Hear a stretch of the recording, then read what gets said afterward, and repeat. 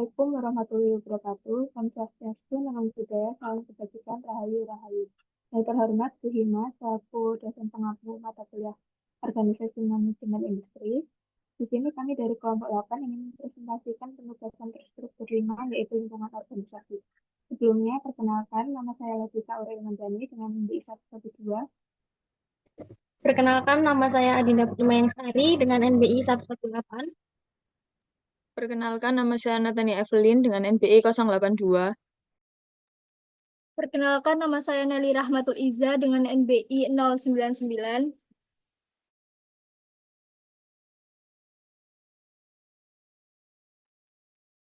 Yang pertama yaitu ada lingkungan yang berpengaruh langsung terhadap organisasi, yaitu diraih terhadap task environment adalah segala sesuatu atau elemen-elemen yang berada di luar maupun di dalam organisasi yang dapat mempengaruhi dan terlibat pada aktivitas pekerjaan sehari-hari di suatu organisasi seperti aktivitas, kinerja, keputusan, dan keberhasilan organisasi tersebut yang terdiri dari faktor internal dan eksternal, yaitu mikro.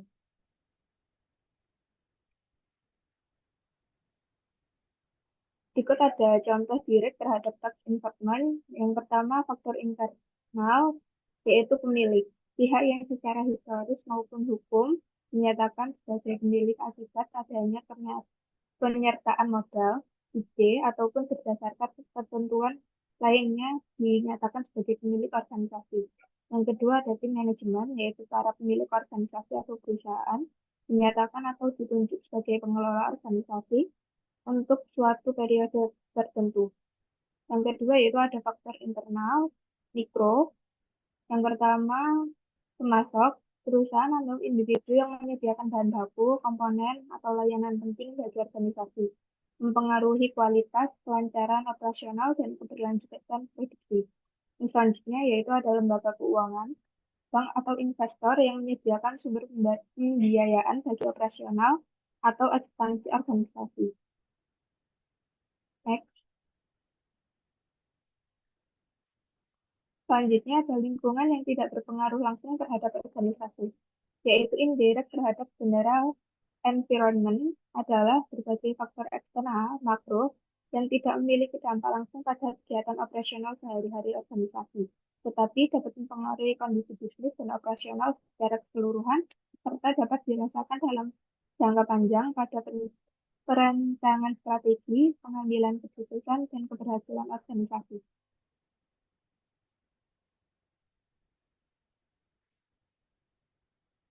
Berikut adalah contoh indirect terhadap general environment, yaitu yang pertama ada faktor internal, yaitu sumber daya, ketersediaan dan manajemen sumber daya manusia, keuangan, keterampilan, motivasi, dan kinerja karyawan sangat penting untuk mencapai tujuan organisasi. Yaitu yang kedua ada faktor struktur organisasi, secara kerja organisasi, hierarki, dan pembagian tugas dapat mempengaruhi alur komunikasi dan pengambilan keputusan. Yang kedua ada faktor eksternal dan makro. Yang pertama ada kondisi ekonomi. Kondisi ekonomi seperti tingkat inflasi, suku bunga, siklus bisnis, pengangguran, dan pertumbuhan ekonomi dapat mempengaruhi daya beli konsumen dan biaya operasi. Yang kedua yaitu kondisi teknologi. Perkembangan teknologi baru dapat menciptakan peluang atau tantangan bagi organisasi dalam hal produk dan distribusi, mengubah cara organisasi dalam beroperasi.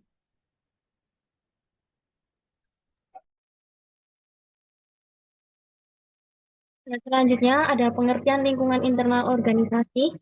Menurut Richard L. Duff, lingkungan internal organisasi adalah semua elemen yang berinteraksi langsung dengan organisasi dan mempunyai pengaruh langsung terhadap kemampuan organisasi dalam mencapai tujuannya.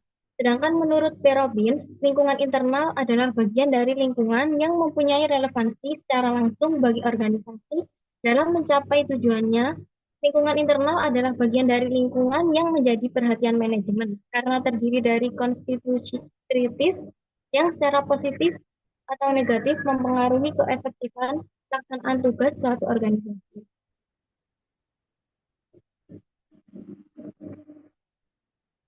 Next. Di sini ada contoh lingkungan internal organisasi. Yang pertama ada pemegang saham dan dewan direksi, yaitu pihak yang secara hukum dianggap sebagai pemilik organisasi. Pemegang saham dapat mempengaruhi keputusan melalui hak suara dalam rapat umum pemegang saham. Yang kedua ada para anggota atau pekerja, perusahaan yang terlibat dalam aktivitas operasional perusahaan dan menjalankan tugas-tugas keseharian organisasi berdasarkan apa yang telah ditetapkan oleh tim manajemen.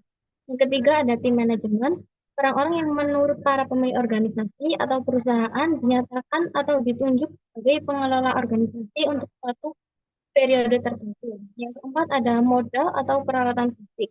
Modal digunakan untuk kelangsungan operasionalnya, sedangkan peralatan fisik seperti sarana dan prasarana merupakan faktor yang penting yang mendukung aktivitas organisasi atau perusahaan. Selanjutnya ada pengertian lingkungan eksternal organisasi. Menurut Chuck William, lingkungan eksternal adalah semua kejadian di luar perusahaan yang memiliki potensi untuk mempengaruhi perusahaan.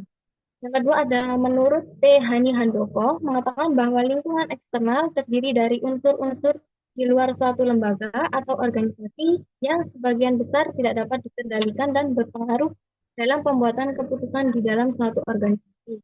Yang ketiga ada menurut James A. F. Stoner mendefinisikan lingkungan eksternal terdiri atas unsur-unsur yang berada di luar suatu organisasi yang relevan pada kegiatan organisasi itu. Contoh lingkungan eksternal organisasi yang pertama ada pelanggan, mereka yang secara langsung memanfaatkan, menggunakan, dan mengajukan permintaan atas barang atau jasa yang ditawarkan oleh organisasi. Yang kedua ada regulator, pihak yang berperan dalam menciptakan lingkungan bisnis yang adil dan aman bagi semua pelaku usaha. Yang ketiga ada pesaing, organisasi atau perusahaan lain yang menjalankan bisnis serupa karena bisnis yang sama, pesaing menjadi ancaman bagi organisasi dalam mendapatkan pelanggan. Yang keempat ada partner strategis, perusahaan lain dengan bisnis yang berbeda tetapi dapat berkolaborasi untuk menciptakan keuntungan bagi kedua belah pihak. Pihak yang terlibat. Yang kelima ada pemasok, pihak yang terlibat langsung dalam kegiatan bisnis, terutama pada organisasi yang memproduksi barang jadi dari berbagai bahan baku. Yang keenam ada pemerintah, pihak yang diangkat berdasarkan legitimasi politik untuk memajukan masyarakat dalam berbagai aspek pembangunan di semua bidang. Gambaran model lingkungan organisasi. Lingkungan mencakup segala sesuatu di luar organisasi yang terdiri dari berbagai variabel yang dapat mempengaruhi aktivitas organisasi. Pengertian ini memberikan pemahaman tentang cakupan luas dari lingkungan organisasi yang pada dasarnya tidak memiliki batasan yang jelas. Dari gambar di samping dapat dilihat bahwa secara umum faktor atau variabel-variabel lingkungan dipisahkan antara variabel eksternal yang terdiri dari lingkungan sosial atau societal environment yang dihadapi oleh organisasi secara umum. Terdiri dari kondisi sosiokultural, ekonomi, hukum, dan politik, serta teknologi. Selanjutnya adalah lingkungan tugas atau task environment, atau dalam perspektif bisnis disebut juga lingkungan industri dengan sejumlah unsur seperti pemerintah, pesaing, pemasok, kreditor, tenaga kerja, asosiasi usaha atau perdagangan, komunitas bisnis, dan sebagainya. Sedangkan faktor internal terdiri dari struktur, rantai pemerintah, budaya, nilai dan harapan, serta kepemilikan sumber daya, aset keahlian, kompetensi, dan pengetahuan. Definisi teori kepemimpinan secara umum. Secara umum, teori kepemimpinan merupakan sebuah pemikiran yang berisi penjelasan mengenai apa, bagaimana, siapa, kapan, di mana, dan mengapa individu dikatakan sebagai pemimpin. Teori-teori ini dapat kita gunakan sebagai pedoman untuk mendalami konsep kepemimpinan diri yang muncul, sehingga paling tidak kita dapat menjadi pemimpin untuk diri sendiri. Model kepemimpinan. 1. Demokratis. Dalam model demokratis ini, keputusan yang diambil dalam paradigma kepemimpinan ini adalah hasil dari percakapan dan pemikiran kolaboratif yang mengarah pada kesepakatan bersama. 2. Otoriter. Model ini juga dikenal dengan model autoritarian di mana seorang pemimpin memiliki wewenang penuh untuk memutuskan program atau kebijakan tanpa berkonsultasi dengan masyarakat. Yang ketiga ada karismatik. Kepemimpinan karismatik adalah model kepemimpinan yang membujuk orang dengan ide, konsep, teori, emosi, dan tindakan mereka. Yang keempat ada transformasional. Model transformasional ini dicetuskan pertama kali oleh Brun yang mendefinisikan kepemimpinan transformasional ini adalah proses di mana pemimpin dan para anggotanya berjuang untuk mendapatkan tingkat moralitas dan dorongan yang lebih baik. Yang kelima ada paternalistik. Kepemimpinan ini adalah pendekatan kepemimpinan di mana pemimpin memandang bawahan sebagai sebuah keluarga. Next.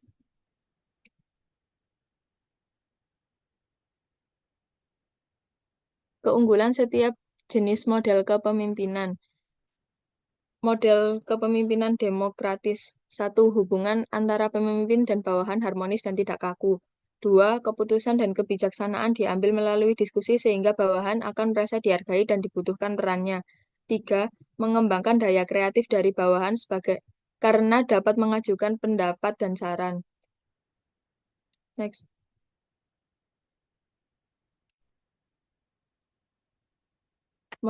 Lalu ada model kepemimpinan otoriter. 1. Mengambil keputusan lebih cepat. 2. Rantai komando yang jelas. 3. Meningkatkan produktivitas.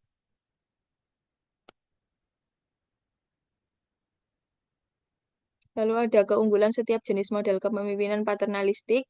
1. Bawahan bekerja keras untuk mandiri dan terampil. Mereka memiliki kesempatan untuk tumbuh dan mengembangkan diri. 2. Bawahan termotivasi. Perhatian pemimpin membuat mereka bersemangat untuk melakukan pekerjaan dan menyelesaikan tugas. 3. Bawahan patuh. Mereka mematuhi berbagai aturan dan peraturan.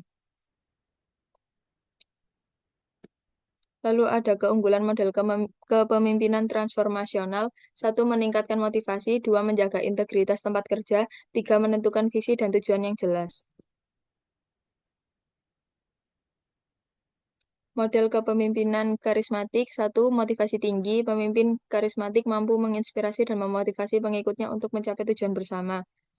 2. Visi yang jelas. Mereka seringkali memiliki visi yang kuat dan mampu mengkomunikasikannya dengan cara yang menarik sehingga menciptakan rasa tujuan yang sama. 3. Daya tarik pribadi. Karisma pemimpin menarik perhatian dan kepercayaan orang lain.